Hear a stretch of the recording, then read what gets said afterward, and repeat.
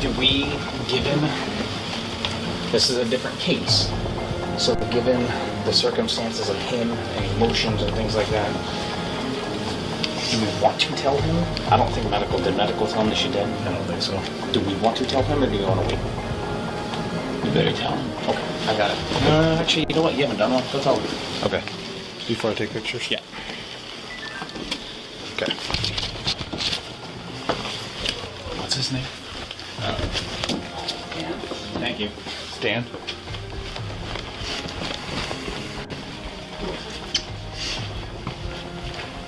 Hey, Dan. Hey, Dan. Dan? Hey, Dan, I'm Deputy Wheeler. I'm sorry to inform you, but your wife has passed, sir. No! God damn it! Police were called to the Howard residence in Athol, where they found Kendi in a bathtub with a gunshot wound to the face. Initially reported as a suicide, investigators quickly uncovered evidence that suggested otherwise. Kendi had been strangled before being shot, and various signs, including broken glass and wet towels, pointed to a stage scene. So medical's going to disturb your scene. No, please, no. Hi, guys. Yeah. Huh? Yeah.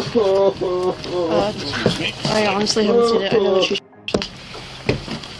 Upstairs. No.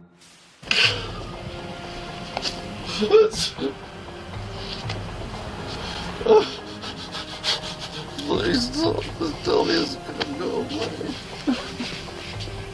Hi, sir. Good, how are you? No, please.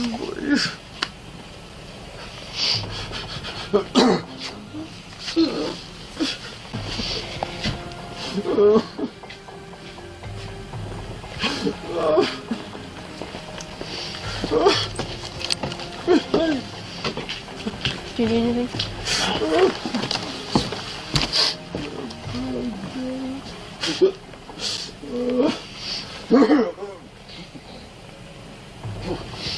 The officers split into two groups. One moves towards the source of Dan's cries, while the other cautiously searches the house for any threats.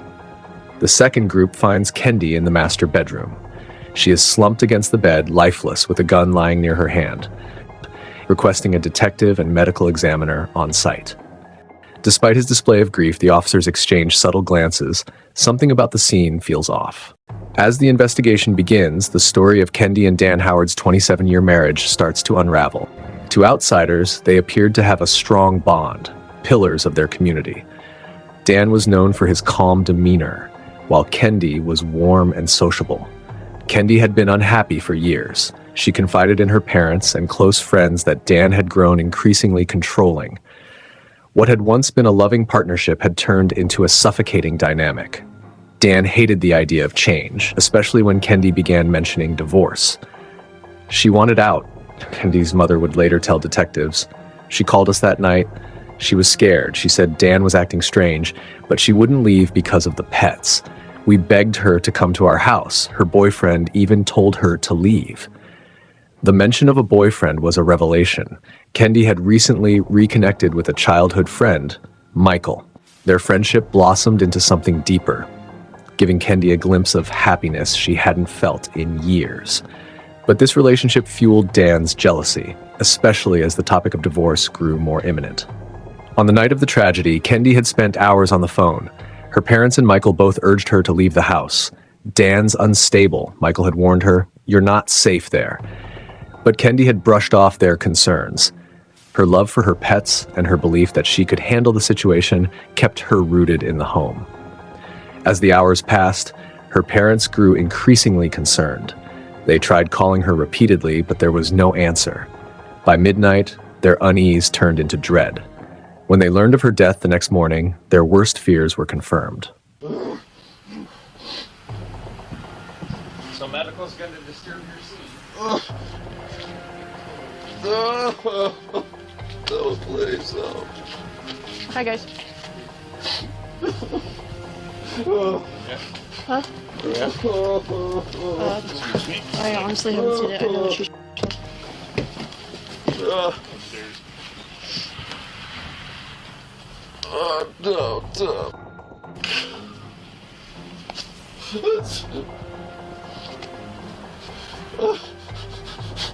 Please don't tell me it's gonna go away. Hi, sir. Good, how are you? Oh, please.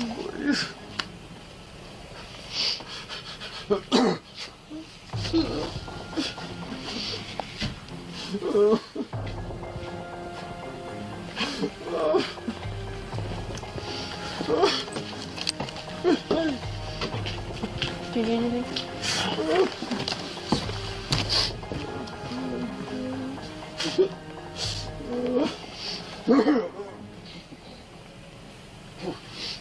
Hey, Zach? Yep. Do we, given, this is a different case, so given the circumstances of him and emotions and things like that, do we want to tell him? I don't think medical, did medical tell him that she did? I don't think so. Do we want to tell him or do we want to wait? You better tell him. Okay, I got it. Actually, you know what, you haven't done one, go tell him. Okay. Before I take pictures? Yeah. Okay. What's his name? Thank you. Dan?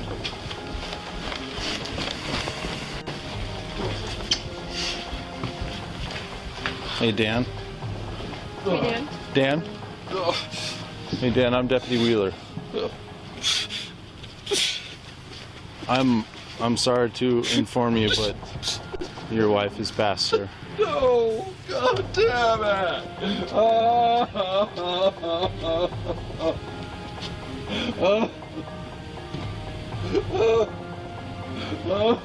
Hey, Dan? Hey, Dan? Is there anyone that we can call for you?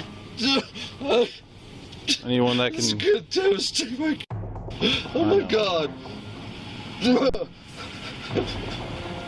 Is there anyone we can call to give you some support or anything like that? Any family that...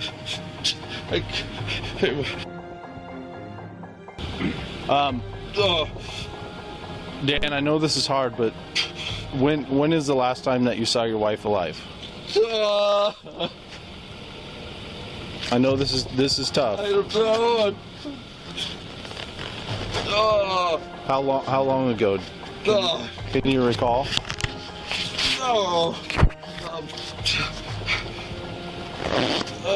What time is it? Did you call 911 when you heard the gunshot? No, Okay. I didn't. Oh no, I didn't. Well, help us out with the time frame, all right? I didn't think it was a gunshot. I was Okay. downstairs, TV going. It sounded like something hit the floor or something. I don't know. When was the last time you saw your wife before she went to go take a bath?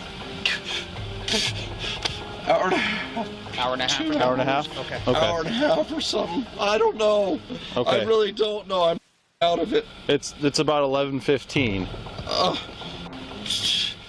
Maybe 9:30. 9:30 or so? I think. Okay. I don't know.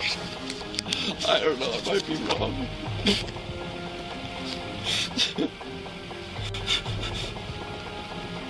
Oh my God.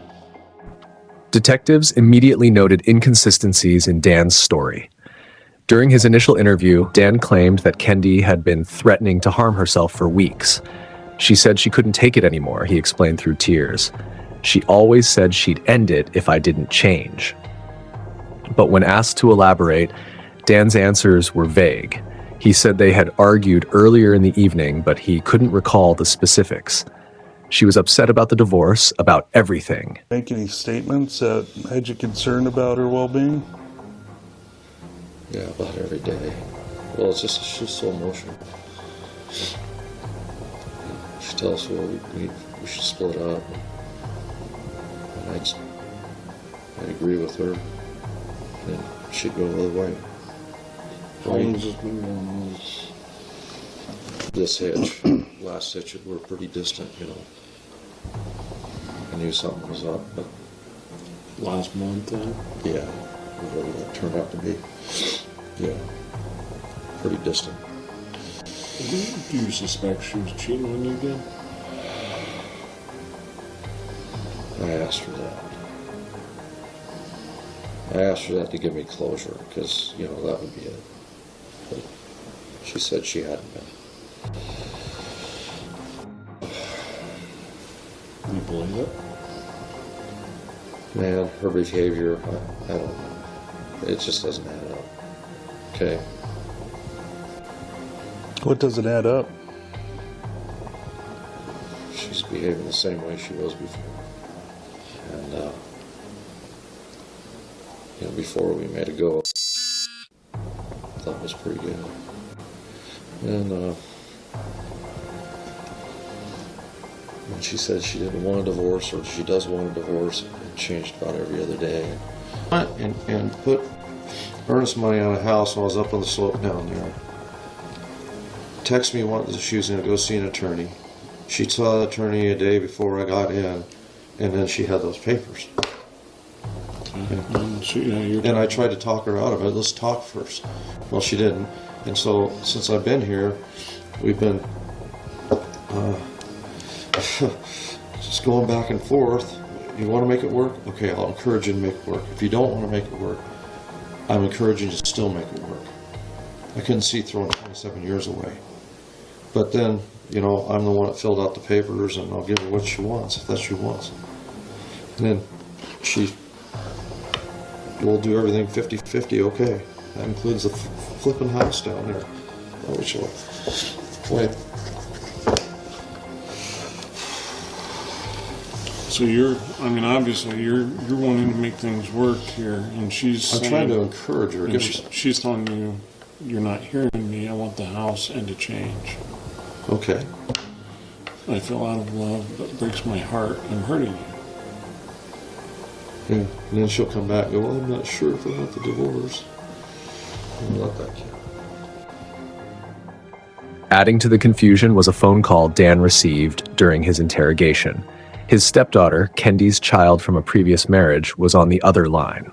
The detectives couldn't hear the entirety of the conversation, but snippets. When pressed about the call, Dan grew defensive. Your wife?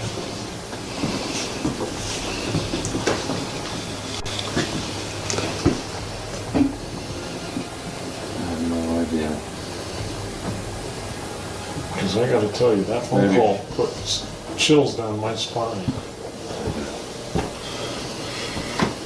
How many people?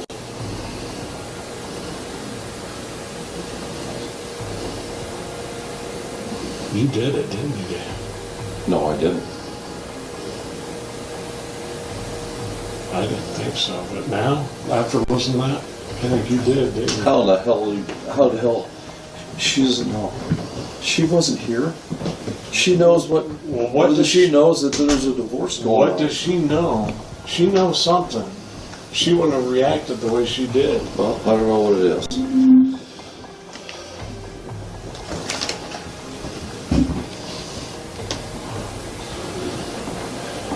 Mother, she obviously had concerns if that was her knee jerk. Okay. Well, You understand where we're coming from? Because I had talked to my daughter about that. Stan, You think all you want. I think you did. No, I didn't. The investigation deepens. The autopsy report revealed critical details. The trajectory of the gunshot wound was inconsistent with a self-inflicted injury. The investigation revealed a controlling dynamic in Kendy and Dan's relationship. Friends and family described Kendy's fears, including waking up to find Dan standing over her with gloves on. At the time of her death, the couple was in the process of dividing assets worth approximately $2 million, a factor the prosecution argued was Dan's motive. Dan Howard was arrested in April 2023, more than 2 years after Kendy's death. His trial began in March 2024, during which he maintained his innocence, insisting he was not the monster the prosecution portrayed.